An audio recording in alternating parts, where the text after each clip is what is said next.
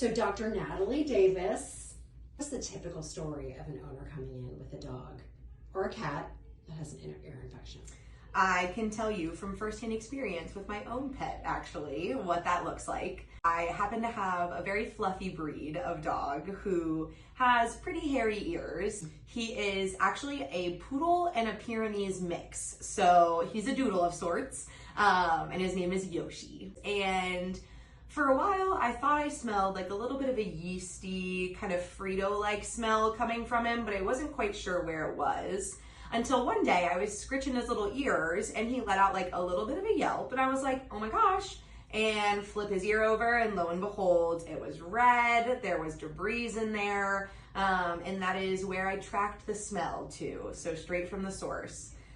In general, how do we know if a dog or a cat has an ear infection? What are some of the common signs? Absolutely. One of the most common signs I think we see, and I feel like it's the number one thing I see on my appointment slot if I'm suspicious of an ear infection, is in dogs, head shaking. So it's going to be that like typical flopping the ears around back and forth.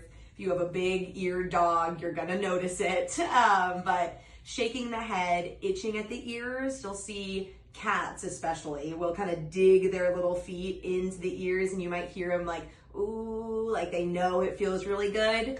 And then if you happen to take a peek into the ears yourself, you might see redness, you might see that brown waxy debris. And sometimes the ears are even like a little warm to the touch. So you go to rub them and you feel it, or your pet is like a little bit hesitant when that's not their normal.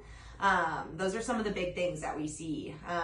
And I've even had animals come in and owners are like, they're just not acting right. Like they're a little tired, or they're just like not as playful as they usually are, sometimes not eating the best. And everything on exam will check out until we get to the ears and they have an ear infection going on, but they weren't even shaking their head.